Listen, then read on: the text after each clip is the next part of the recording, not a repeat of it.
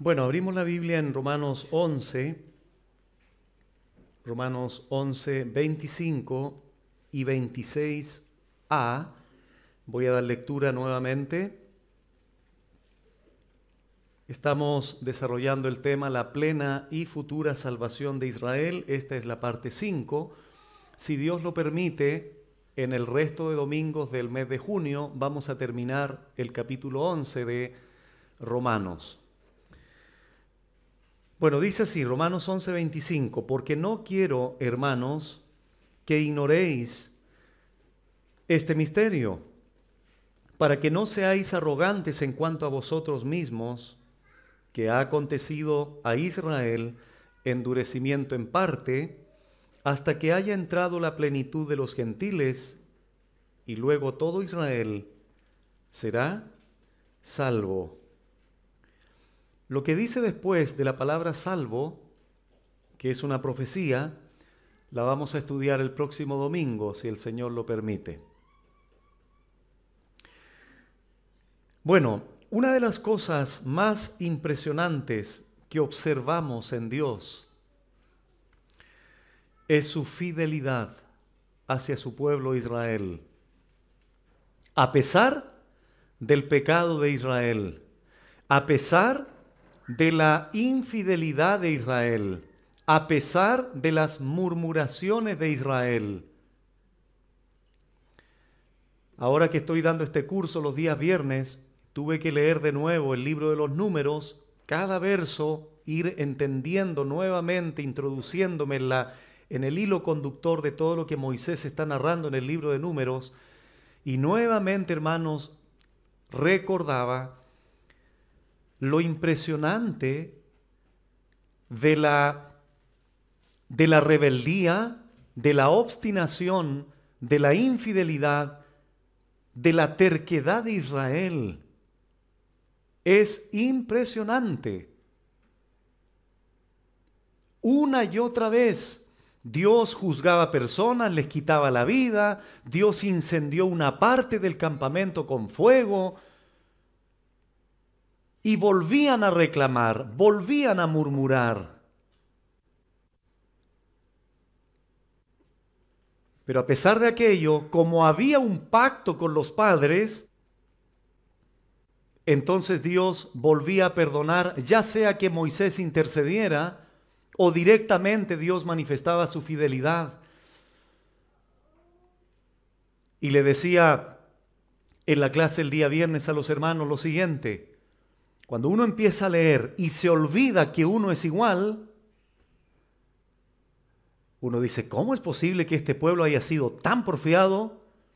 Y de repente el Espíritu Santo vuelve esas palabras hacia uno mismo y dice, no te olvides, Adiel, tú eres por ahí de repente también, muchas veces, o peor en otras circunstancias. Entonces ahí vuelve otra vez el reconocimiento, la humildad, y hay que leer el pecado de Israel, finalmente identificándonos a nosotros mismos. Dios en su poder pudo haber exterminado al pueblo de Israel, a todos, sin excepción. Sin embargo, repito, había un pacto, había una promesa que Dios había hecho, y Dios cumple sus promesas. Dios hace lo que dice que hará. Ese es nuestro Dios. Por esta razón, Pablo dice claramente y sin ambigüedades que Dios no ha desechado a su pueblo. Como lo hemos visto en detalle a partir del capítulo 9, verso 6. Pero queda algo mucho más sorprendente aún. La fidelidad de Dios brillará aún más en el futuro cuando Dios salve a su pueblo Israel.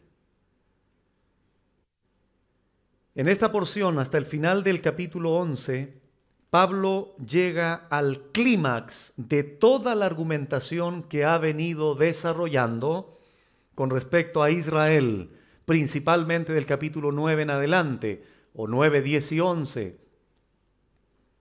Entonces aquí toda esta porción del 25, sobre todo la expresión de alabanza del 33 al 36, ahí ya es el monte Everest, ahí ya es la cumbre por excelencia. Es tan impresionante lo que Pablo ha venido desarrollando que al final no tiene otra forma de expresarlo más que a través de una doxología, de palabras de alabanza, de tributo al Dios que ha salvado no solo a Israel o que tiene un propósito salvífico con Israel, sino también cómo lo ha hecho con los gentiles. Y vamos a dejar exclusivamente del 33 al 36 un solo tema y que será el último de esta porción del capítulo 11, tercer domingo, entiendo, de junio. Bueno, Pablo acaba de terminar la metáfora del olivo. Primero manifestó las primicias, la masa en los primeros versículos, pero termina con la metáfora, con esta ilustración del olivo y todo lo que aquello conlleva. Las ramas naturales, es decir, Israel, volverán a ser injertadas en su propio olivo, como lo dijo en el verso 24. Y en el 25, él dice, porque no quiero, hermanos, que ignoréis este misterio, porque no quiero, hermanos, que ignoréis este misterio. Lo que hace Pablo a continuación es señalar un deseo, pero lo hace de manera negativa. Él dice, porque no quiero. Porque no quiero, hermanos, paréntesis, esto incluye a judíos y a gentiles que estaban dentro de la iglesia en Roma. Y cuando Pablo utiliza aquí esa conjunción explicativa, porque es precisamente porque está explicando y expandiendo más la idea que ha venido desarrollando anteriormente a través de estas metáforas, donde Pablo señala claramente que habrá una obra de Dios futura con el pueblo de Israel, volverlos a injertar. Entonces, por eso Pablo ahora utiliza esta conjunción, repito, porque continúa explicando, continúa expandiendo la idea. ¿Cuál es el deseo negativo? No quiero, hermanos, que ignoren. La ignorancia nunca es buena, hermanos. Pablo no quiere que la iglesia en Roma ignore en un sentido particular aquí. No quiero que ignoren. ¿Cuál es el sentido particular aquí? Hay un misterio. Ese es el misterio que Pablo no quiere que sus hermanos ignoren. Bueno, ¿a qué se refiere Pablo cuando usa la palabra misterio? Un pasaje del Antiguo Testamento y otro del Nuevo que nos ayudará a entender un poco más el concepto de misterio en la Biblia. Vamos en primer lugar a Daniel capítulo 2. Contexto aquí inmediato, Daniel 2, bueno, Nabucodonosor había tenido un sueño que nadie más lo podía interpretar.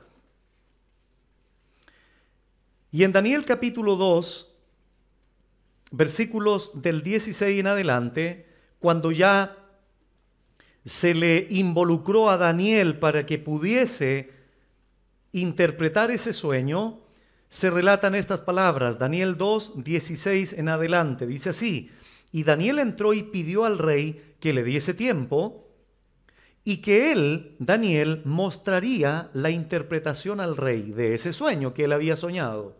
17. Luego se fue Daniel a su casa e hizo saber lo que había a Ananías, Misael y Azarías, sus compañeros, para que pidiesen misericordia del Dios del cielo sobre este misterio. Avanzamos. A fin de que Daniel y sus compañeros no pereciesen con los otros sabios de Babilonia. 19. Entonces, el secreto, sinónimo de misterio, ¿qué dice ahora? Fue revelado a Daniel en visión de noche, por lo cual bendijo Daniel al Dios del cielo. ¿Qué pasó con este misterio? Fue revelado. ¿A quién? A Daniel. ¿Para qué? Para que pudiese dar el significado a Nabucodonosor. Sigamos leyendo, verso 22.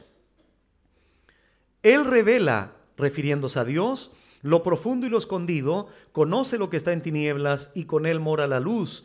A ti, oh Dios de mis padres, te doy gracias y te alabo, porque me has dado sabiduría y fuerza, y ahora me has revelado lo que te pedimos, pues nos has dado a conocer el asunto del rey. Otra expresión importante para entender el concepto de misterio. Hay un misterio, es igual a el sueño de Nabucodonosor. Daniel, entiende que solo Dios puede darle a conocer ese misterio que minutos antes era irreconocible. Pero ora a Dios y Dios se lo da a conocer, se lo revela, se lo manifiesta. Sigamos leyendo, 27 y 28. Daniel respondió delante del rey diciendo, el misterio que el rey demanda, ni sabios, ni astrólogos, ni magos, ni adivinos lo pueden revelar al rey.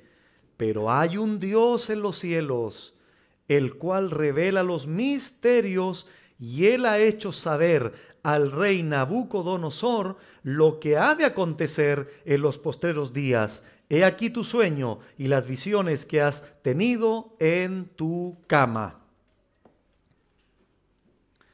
Para complementar esto, vamos ahora a Romanos 16.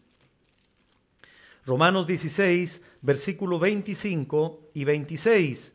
Dice así, y al que puede confirmaros según mi evangelio y la predicación de Jesucristo, según la revelación del misterio que se ha mantenido oculto desde tiempos eternos, pero 26, que ha sido manifestado o ha sido dado a conocer ahora y que por las escrituras de los profetas, según el mandamiento del Dios eterno, se ha dado a conocer a todas las gentes para que obedezcan a la fe. Solo en estos dos pasajes observamos el concepto de misterio en la Biblia. Algo que estaba oculto en algún momento determinado, pero que Dios lo descubre en otro momento determinado. En otras palabras, si Dios no interviniera en el misterio seguiría siendo un secreto, seguiría siendo un misterio.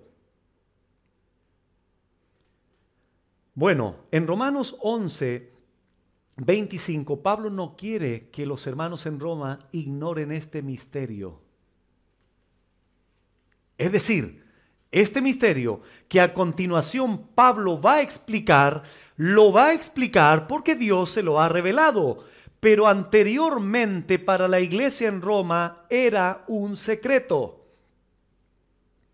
Era algo que estaba oculto, pero que ahora por la inspiración o movido por el Espíritu Santo, Pablo va a explicar.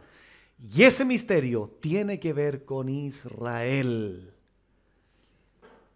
Y todo lo que Dios hará con ellos. ¿Cuándo? En un futuro. Richard Longenecker dijo lo siguiente. En las cartas canónicas paulinas, la palabra misterio aparece 20 veces y en la mayoría de esas ocasiones hace referencia a la naturaleza del mensaje del Evangelio que el apóstol proclamaba. Pero ahora ese evangelio aplicado directamente a Israel con la salvación futura. Pérez Millos también comenta respecto de esta palabra. Él dice, cito, se refiere a una verdad que no había sido revelada antes. En modo alguno puede confundirse con los misterios para los iniciados en los cultos idolátricos griegos o romanos. Eso es otra cosa. Fin de la cita. Por tanto, podemos concluir que Pablo está comunicando ahora a la iglesia en Roma lo que Dios le ha revelado en cuanto a Israel y que antes no había sido descifrado o descubierto. Entonces, hermanos, vamos entendiendo que Pablo tiene un deseo, Pablo tiene un anhelo, es profundo, pero lo expresa de manera negativa. No quiero, hermanos, no quiero, creyentes de Roma, que ustedes ignoren. Curiosamente, el apóstol Pablo, en otras cartas, también expresa ese deseo, pero en otro sentido. Por ejemplo, a los Corintios, Pablo les dice, porque no quiero, hermanos, que ignoréis acerca de los dones espirituales. El apóstol Pedro también en su carta habla. Pedro no quiere que la gente, que los creyentes ignoren. Hermanos, ¿qué podemos concluir? La ignorancia es dañina. La ignorancia es nociva.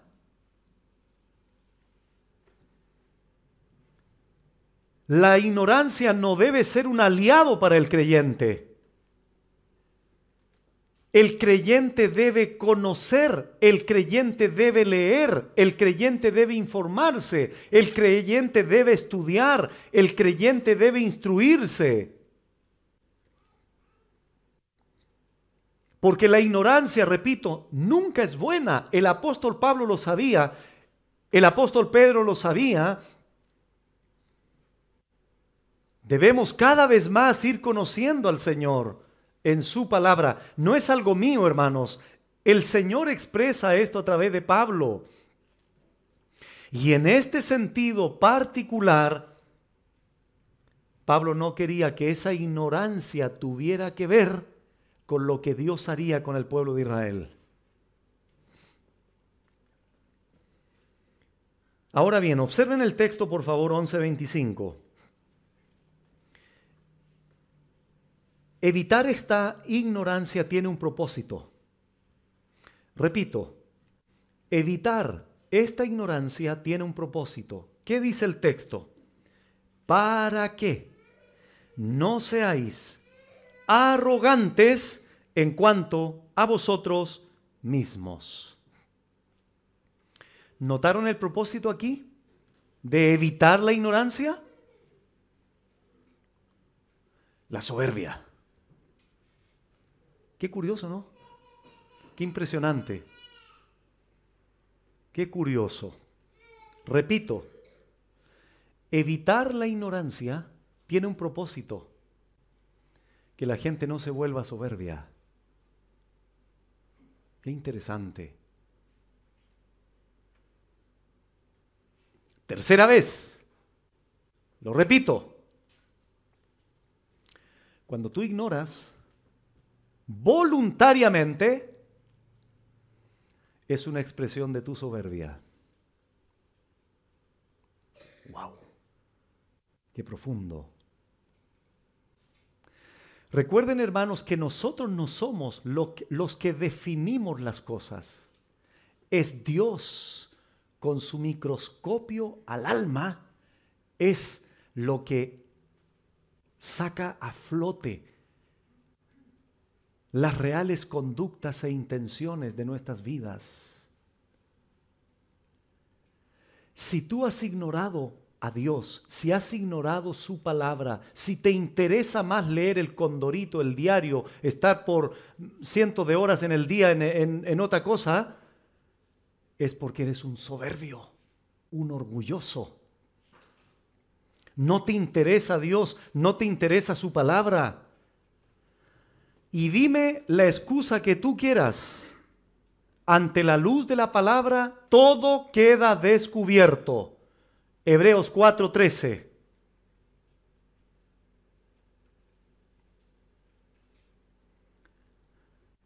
Una expresión de la humildad es: Señor, quiero conocerte, voy a conocer tu palabra, voy a leer tu palabra, voy a saber qué es lo que va a pasar con Israel, en el caso de la iglesia en Roma.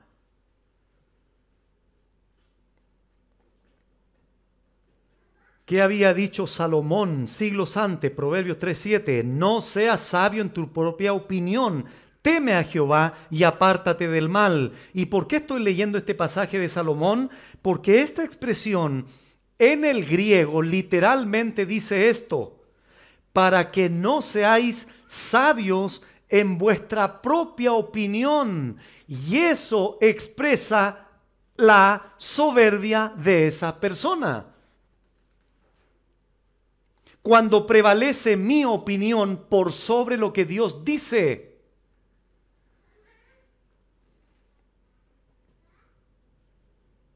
Y por eso aquí el rey Salomón habla de temer a Jehová y apartarse del mal. En definitiva, hermanos, manifestar esta sabiduría personal y humana es soberbia a los ojos de Dios, falta de temor a Dios. Y Pablo ya lo había advertido antes. Miremoslo. Romanos 11:18. No te jactes, le dice al gentil, contra las ramas. Y si te jactas, sabe que no sustentas tú a la raíz sino a ti. 20. Bien, por su incredulidad fueron desgajados, pero tú por la fe estás en pie. No te ensoberbezcas, sino teme. Una y otra vez Pablo está expresando el peligro de la soberbia, el peligro del orgullo. Pero resulta que en el versículo 25 relaciona esa soberbia con la ignorancia de la iglesia en Roma de ser indiferentes a lo que sucedería con Israel en un futuro.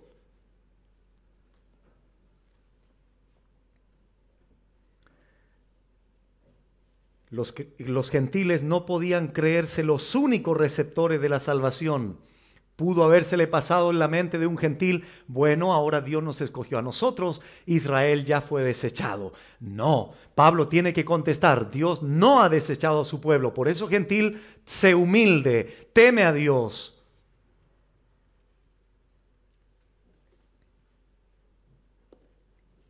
Bueno, ¿cuál es entonces el contenido de este misterio del cual Pablo no quiere que la iglesia en Roma ignore? Sigamos avanzando con el texto. Lo leo de nuevo, porque no quiero, hermanos, que ignoréis este misterio, para que no seáis arrogantes en cuanto a vosotros mismos. 2 puntos aparecen en la Reina Valera. Y aquí leo las 3 expresiones que tienen que ver con este misterio que el apóstol Pablo ahora va a puntualizar, va a revelar, va a manifestar a la iglesia en Roma. Número 1, que ha acontecido a Israel endurecimiento en parte. Número 2, otro aspecto, hasta que haya entrado la plenitud de los gentiles. Número 3, 26a, y luego todo Israel será salvo. Ahí están los aspectos de ese misterio. Repito, número 1, que ha acontecido a Israel endurecimiento en parte o parcial, entre paréntesis, esto habla de la presente dureza de Israel. En el tiempo de Pablo, el presente de Pablo me refiero. En segundo lugar, hasta que haya entrado la plenitud de los gentiles, es decir, la continuación de la dureza de Israel, pero esa dureza tendrá un límite. ¿Hasta qué? Y en tercer lugar, luego todo Israel será salvo, es decir, la salvación futura del pueblo de Israel. Hay una secuencia, hay una relación directa entre la entrada a la salvación de los gentiles y la salvación futura de todo Israel, que es en lo que consiste principalmente este misterio del cual Pablo no quiere que los hermanos en Roma ignoren. Veamos cada una de estas expresiones. En primer lugar, que ha acontecido a Israel endurecimiento en parte o parcial. Con respecto a esta dureza de Israel, Pablo ya ha hablado bastante.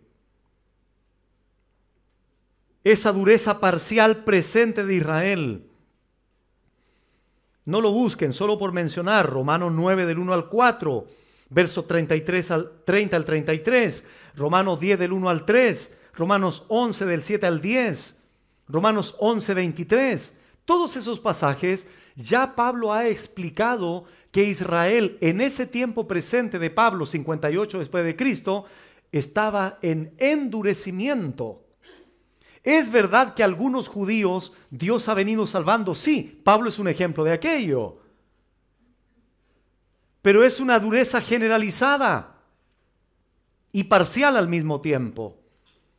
Pero recordemos particularmente esta porción, Romanos 11, 7 y 8, para confirmar lo que estoy diciendo. Romanos 11, 7 y 8. ¿Qué pues? Lo que buscaba Israel no lo ha alcanzado, pero los escogidos sí lo han alcanzado, y los demás, ¿qué dice? Fueron endurecidos. Verbo pasivo aquí. Curiosamente, como está escrito, aquí está el agente activo. Como está escrito, Dios les dio espíritu de estupor, ojos con que no vean y oídos con que no oigan hasta el día de hoy.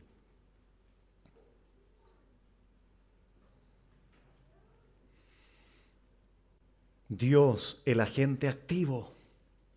Dios los ha endurecido, pero eso también tiene un propósito, lo vamos a ver el próximo domingo. Pero eso es sobre la base del propio pecado de incredulidad de Israel.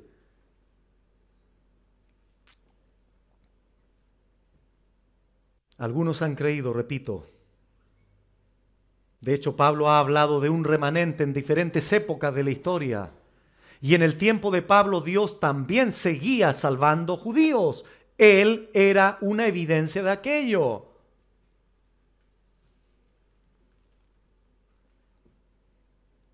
En segundo lugar, hasta que haya entrado la plenitud de los gentiles. Segundo aspecto, versículo 25. Hasta que haya entrado la plenitud de los gentiles. Esto es con respecto a la continuación de la dureza del pueblo de Israel.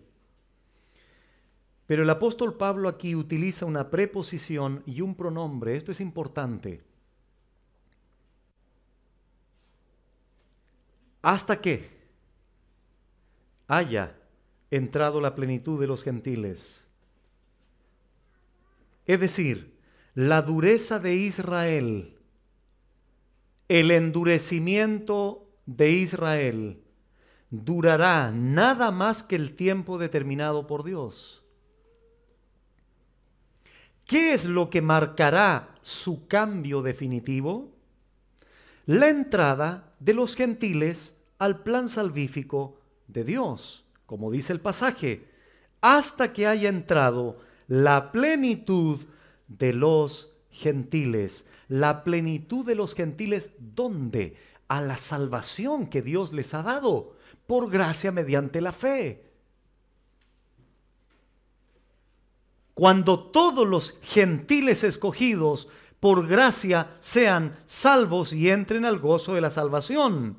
Adelantémonos a Romanos 15, versículo 15 y 16, para recordar estas palabras. Mas os he escrito, hermanos, en parte con atrevimiento, como para haceros recordar, por la gracia que de Dios me es dada, para ser ministro de Jesucristo. ¿A quiénes?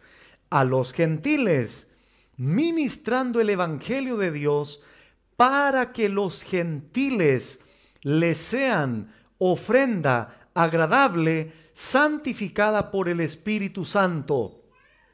Esta ofrenda agradable de los gentiles, cuando se salven, habrá una salvación también plena de los gentiles, y cuando aquello ocurra, el endurecimiento de Israel será removido y luego todo Israel será salvo. Escuché el otro día a un predicador que dijo que esta expresión no significaba que habría un cambio en la situación de Israel, porque es como decir que su endurecimiento llegará hasta el fin, durará hasta que Cristo venga y ahí termina. Y no necesariamente hay una salvación futura y masiva, dijo este predicador. Sin embargo, veamos que esta expresión, hasta que, sí nos habla de un cambio en la situación y condición de Israel. Sí va a suceder algo con ellos. Retrocedamos a Lucas capítulo 13. Lucas capítulo 13, donde vamos a ver esta expresión hasta que, agrios en el griego, es una preposición y un pronombre, hasta que. Dice Lucas 13, 35, lo siguiente. Aquí Jesús se lamenta sobre Jerusalén. Y en el verso 35 de Lucas 13 dice así: He aquí, vuestra casa os es dejada desierta, y os digo que no me veréis agrios hasta que. Misma expresión de Romanos 11:25. ¿Hasta qué? Llegue el tiempo en que digáis, bendito el que viene en nombre del Señor. Aquí sí habrá un cambio al final. ¿Hasta qué? Dice Lucas. Hay un cambio en la condición y en la situación de Israel. Hasta que digáis, bendito el que viene en nombre del Señor. Otro ejemplo, último ejemplo, Lucas 21:24. Lucas 21:24. Dice así: y caerán a filo de espada y serán llevados cautivos a todas las naciones, y Jerusalén será hollada por los gentiles, agrios, hasta que los tiempos de los gentiles se cumplan. ¿Hasta qué? Otra vez observamos aquí que habrá un cambio en la situación y condición de Israel al final de los tiempos. Ahora bien, regresamos a Pablo en Romanos 11:25. Pablo dice que ha acontecido a Israel endurecimiento en parte hasta que haya entrado la plenitud de los gentiles. Es decir, en el momento en que todos los gentiles entren a la salvación sobre la base del decreto salvífico anticipado de Dios para con ellos, entonces, o de esta manera, todo Israel será salvo. Habrá un cambio en la situación y condición de Israel. ¿Cuál será? Repito, todo Israel será salvo de acuerdo al versículo 26, que es lo que voy a explicar a continuación.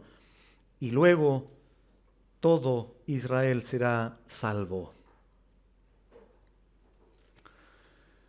4 cosas quiero explicar de esta frase.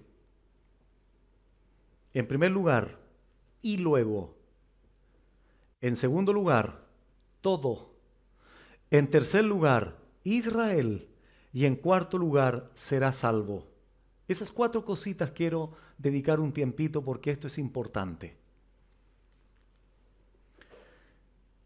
En primer lugar, y luego, dice la Reina Valera.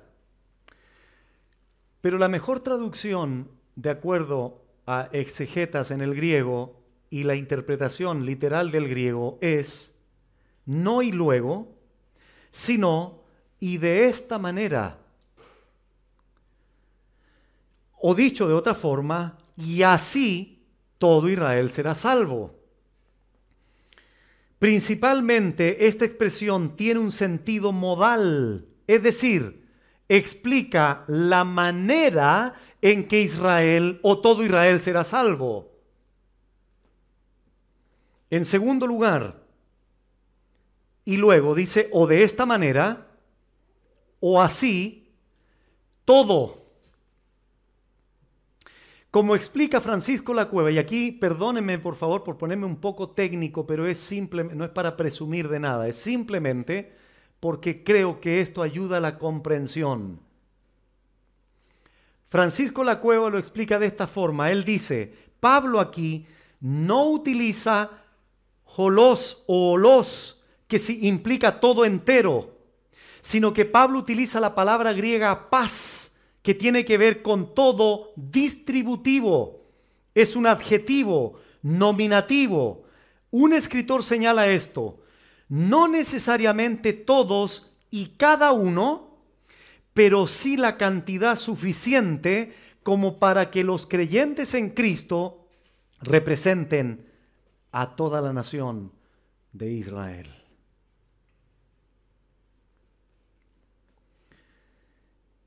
Y así, o de esta manera, todo en su conjunto, de manera corporativa. En tercera explicación, tercer punto de esta parte del versículo, Israel. Y de esta manera, todo en su conjunto, corporativamente, Israel será salvo. La palabra Israel. ¿A quién se refiere Pablo cuando habla de Israel aquí? Digo esto porque, por ejemplo, Juan Calvino decía que aquí Israel se refiere a la iglesia, judíos y gentiles. Bueno, yo no estoy de acuerdo con esa mirada o con esa interpretación. Escuchen, hermanos, por favor. La palabra Israel, con su derivado israelita, aparece 77 veces en el Nuevo Testamento,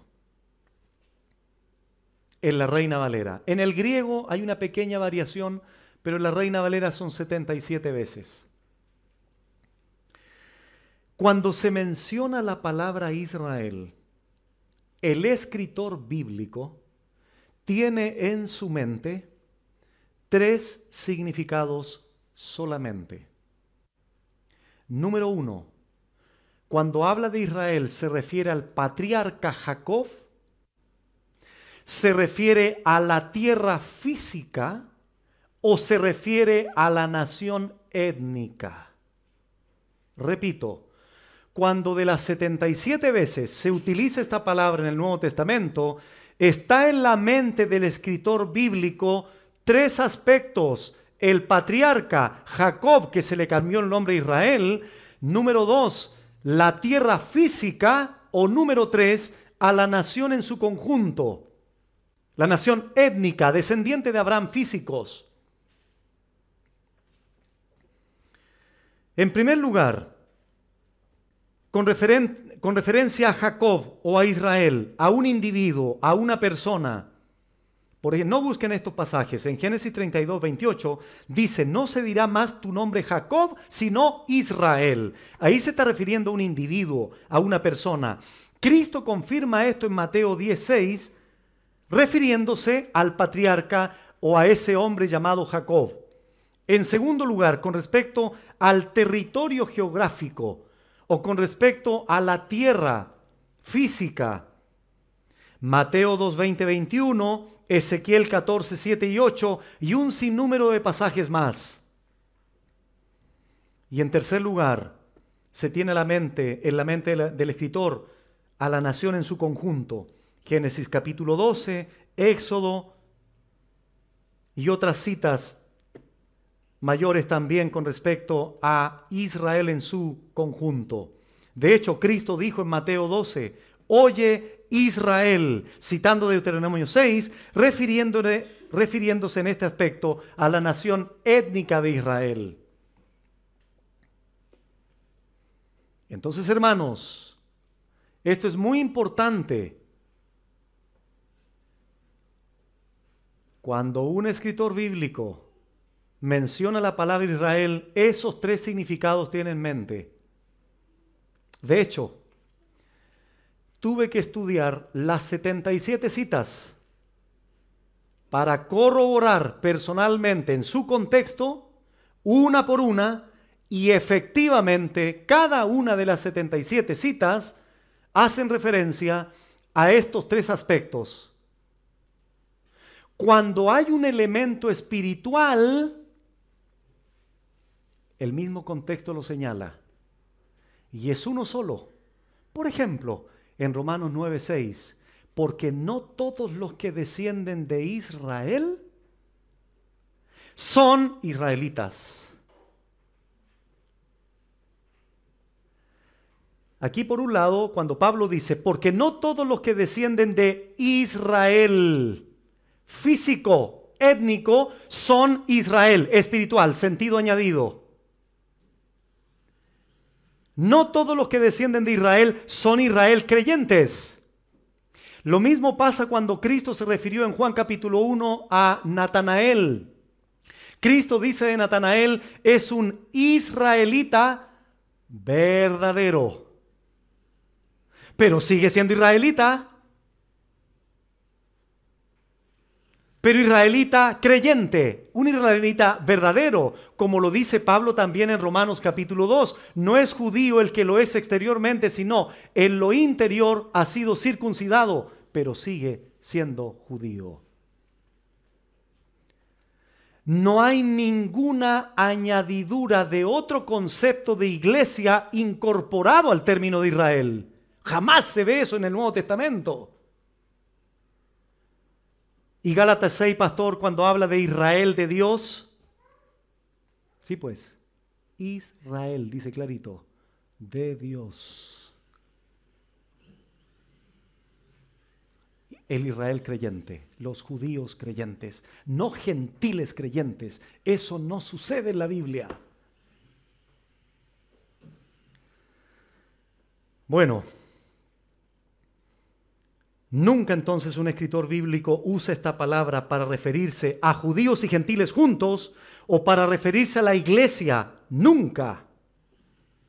De hecho, en el libro de Romanos, Pablo utiliza la palabra 10 veces y cada una de ellas, sin excepción, se refiere al Israel étnico o biológico y además en su conjunto.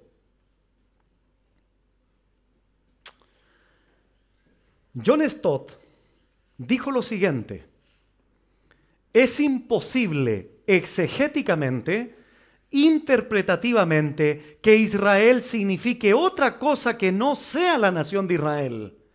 Fin de la cita. Porque este es el significado que se le da en todos Romanos. Ahora bien, ¿no les llama la atención algo muy significativo de parte de Pablo? Y es lo siguiente: aunque Pablo escribe en todas sus cartas a la asamblea de creyentes, a la iglesia de Cristo, nunca dejó de señalar que él era un judío étnico. Nunca dejó de mencionar que era descendiente de Abraham según la carne, pero además creyente en el Señor, es decir, un judío en lo interior. Y Pablo hace esa distinción. El Nuevo Testamento es muy claro en la identidad de Israel como nación étnica y lo respeta como tal.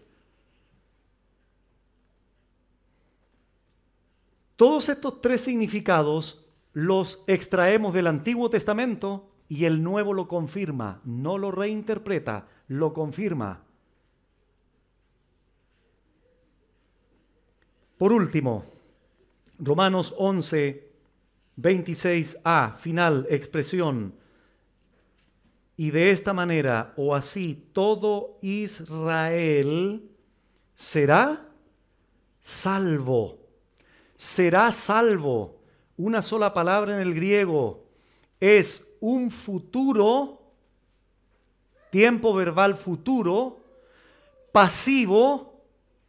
¿Por qué pasivo? Porque es Dios el que hará la obra de salvar a Israel.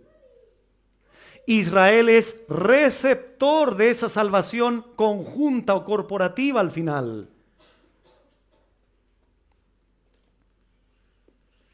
Si unimos todo lo que Pablo ha dicho en el versículo 26a, sería algo así: que la dureza de Israel, que es presente para el tiempo de Pablo y para hoy día también, desde luego, es parcial, pero también temporal, hasta que la plenitud de los gentiles, que Dios también ha señalado desde antes de la fundación del mundo, entren experimentalmente a la salvación, y así, o de esta manera, todo en el conjunto corporativo de Israel será salvo en un futuro, por lo que ya Pablo ha venido diciendo y lo vuelve a confirmar con este tiempo verbal: será. Douglas Moo dice lo siguiente, cito: pero en el futuro el compromiso inquebrantable de Dios con Israel se revelará espectacularmente en la salvación de la nación como un todo. Fin de la cita. Así como habrá una plena salvación de los gentiles, así también habrá una plena salvación de los judíos. Y si hoy día un judío se convierte, es incorporado a la asamblea de Dios presente. Y si un gentil hoy día se convierte al Señor, es incorporado a la asamblea de Dios llamado la iglesia. Pero esta distinción bíblica, los hagiógrafos o los autores, los escritores bíblicos, la hacen marcadamente en la Escritura.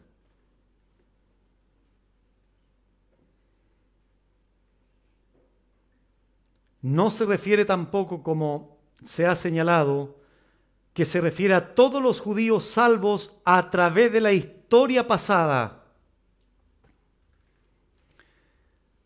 Hermanos, los judíos salvos en la historia pasada ya son salvos. Los judíos que ya ha salvado a través de la historia ya lo fueron. Tenemos que ubicarnos en el contexto geográfico e histórico de Pablo. Pablo está hablando de una salvación futura respecto de su presente.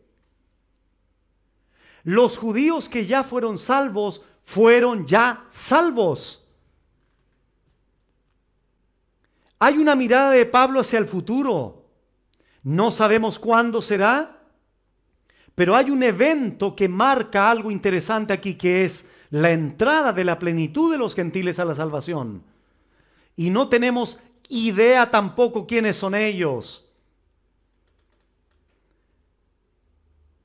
¿Y saben ustedes a quién va a usar Dios para salvar a esos gentiles y completar el número de salvos de ellos?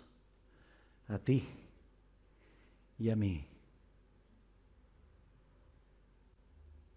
¿A cuántos de ustedes les encantaría ser instrumentos en las manos de Dios para llevar a cabo su plan redentor con los gentiles?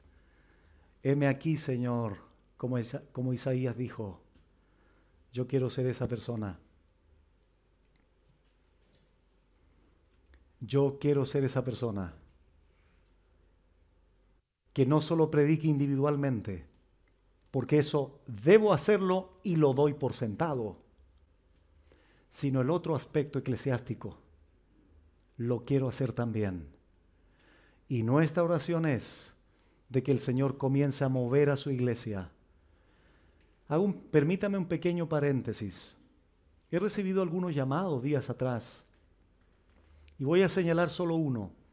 Me llamó un hermano de una iglesia sana y me dice: Pastor Adiel, bueno, me hizo algunas preguntas, o varias en realidad, estuvimos mucho tiempo hablando, pero la última me dijo esta: y hay algo que me ha inquietado mucho, pastor, y no es solo en nuestra iglesia local, me dice, que supuestamente es sana.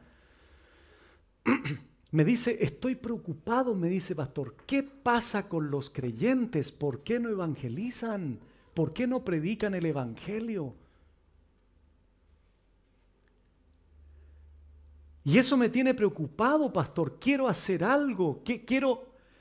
Aquí en nuestra iglesia convocamos también, enfatizamos la predicación individual, etcétera, en el trabajo, donde tú te desenvuelves. Pero como iglesia también tenemos un programa de evangelización. Vamos a predicar el evangelio. Pastor, llegan 2, pastor, llegan 3. Eso me tiene mal.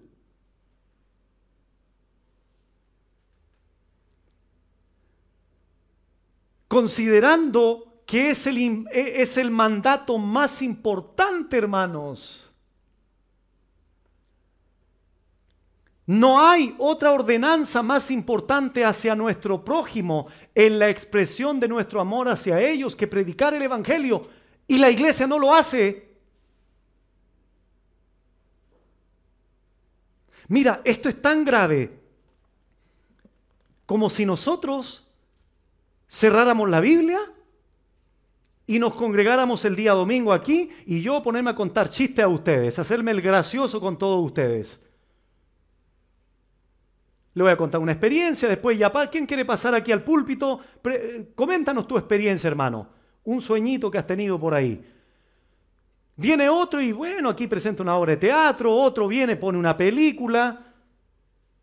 Viene una persona de afuera, ve esta escena vergonzosa, y diría: esta iglesia no se instruye en la palabra, esta iglesia no recibe su palabra, esta iglesia no abre la Biblia, esta iglesia no es educada, esta iglesia no se instruye. Si es un mandato del Señor hacerlo, esa persona se iría sorprendida.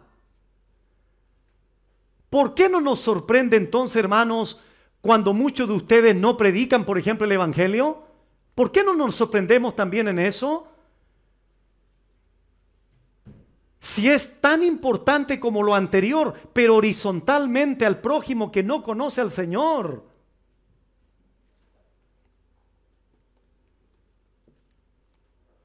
Y él me decía esto: y es, pastor, es también la experiencia de otras iglesias que conozco. Entonces, ¿qué está pasando, iglesia local? ¿Qué está pasando? ¿Tienes tanto que hacer? ¿No te importa la cruz de lo que Él hizo por ti en primer lugar? Dios nos va a pedir cuentas a cada uno de nosotros.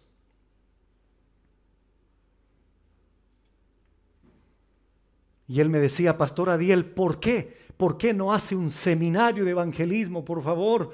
Y abre las puertas de su iglesia local. Yo iría, me decía, yo iría con mi esposa.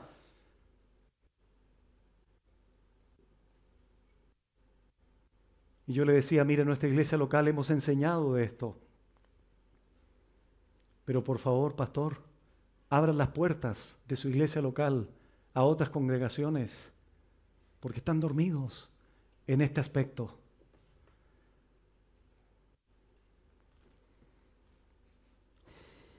Perdón por el paréntesis. No sé si pedir perdón o no. Pero en el fondo igual está relacionado con Dios va a salvar a los gentiles, ¿verdad? ¿Y cómo se van a salvar? Predicando. Está relacionado igual. ¿Y quiénes tienen que predicar? Nosotros.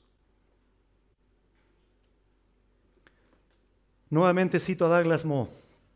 Llegamos a la conclusión, dice él, de que probablemente Pablo utiliza la frase todo Israel para referirse a la entidad comunitaria de la nación de Israel, tal y como existe en un punto particular del tiempo. Agrega él, muchas de las cuestiones que ya he dejado resueltas en el curso de mi interpretación de los versos 11 al 24 y en particular de los versos 25 y 26a, dejan claro que Pablo sitúa este evento en el tiempo del fin.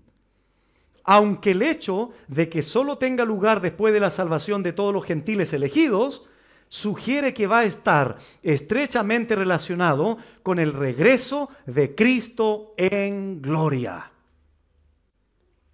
Fin de la cita. Todo Israel será salvo, no por ser judíos, sino por creer en su Mesías, porque la salvación no es automática. No es simplemente por ser judíos o descendientes de Abraham de manera física, sino que ellos serán salvos por la obra de Cristo que ahora ellos reconocerán y se rendirán como conjunto ante Jesucristo el Señor en su segunda venida. Pablo en Romanos 11:12 habla de la futura restauración de Israel en contraste con su defección presente. Romanos 11:15 habla de su admisión futura en contraste con su exclusión presente. Y Romanos 11:24 habla de ser vueltos a injertar en un futuro, pero hay un límite hasta que la plenitud de los gentiles entre a la salvación. Cuando ese número de gentiles salvos se complete, el endurecimiento de Israel será removido por la obra siempre de gracia de Dios mediante la fe, ejercida por ellos en su Mesías. John MacArthur dijo esto, comenta él. Cito, el control de Dios sobre la historia es una evidencia irrefutable de su soberanía. No hay que dudar que, así como cortó a Israel incrédulo de su árbol de salvación, también injertará de nuevo al Israel creyente, una nación completamente restaurada y salvada en todo su conjunto. Fin de la cita. Y por eso Pablo dice, como está escrito, vendrá de Sión el libertador, que apartará de Jacob la impiedad. Y este será mi pacto con ellos cuando yo quite sus pecados. Esa profecía la vamos a analizar el otro domingo. Hermanos amados, este es el Dios que adoramos. Este es el Dios que adoramos. El Dios que promete y cumple. El Dios que dice que lo hará y lo hace. El Dios que no ha desechado a su pueblo, Israel.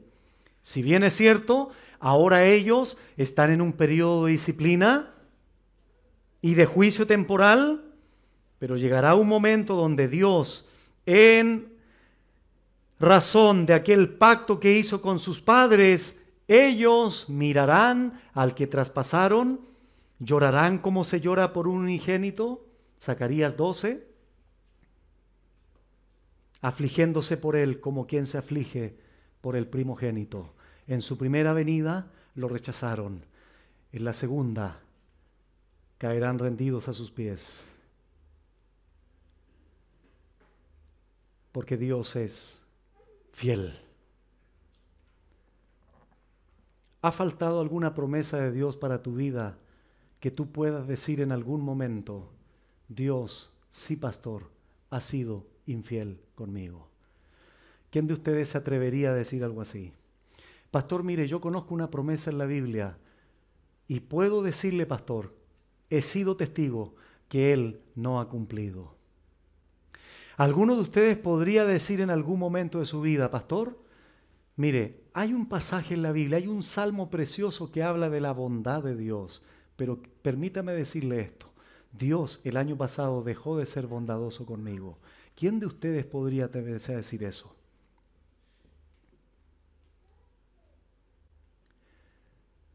Te digo más. Te digo más. Pastor Adiel, a pesar de mi mentira, a pesar de mi fornicación, a pesar de mi infidelidad, a pesar de mi negligencia, a pesar de mi terquedad, a pesar de mi búsqueda tan precaria del Señor, a pesar de que no me someto a su Biblia, a pesar de que no le obedezco como quisiera hacerlo, Él ha sido fiel. ¿No es así? Él ha sido bondadoso, Él ha sido maravilloso, Él ha sido longánime, Él ha sido paciente. Y esa es una de las razones por las que la iglesia tiene que moverse a hacer su voluntad en todo sentido. Y una de ellas es ir oyendo, como dice el griego, hacer discípulos, bautizarlos en el nombre del Padre y del Hijo y del Espíritu Santo, venir aquí, edificarnos unos a otros, amarnos unos a otros, perseverar en la fe, obedecer al Señor. Si vivimos para Él, es porque de Él somos. No te reserves nada. Entrégalo todo a Él. Él se dio a sí mismo. Dios entregó a Dios. ¿Entiendes eso?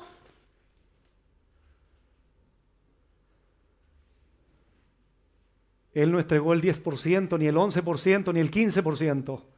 Dios se entregó a sí mismo a ti.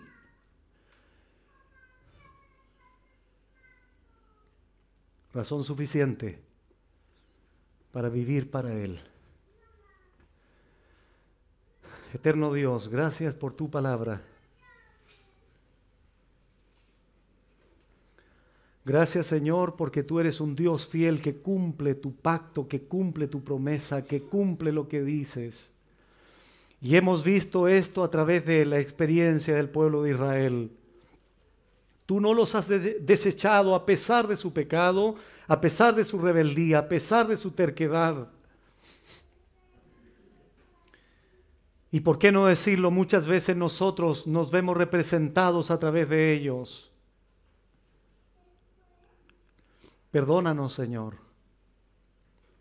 por servirte de una manera tan precaria.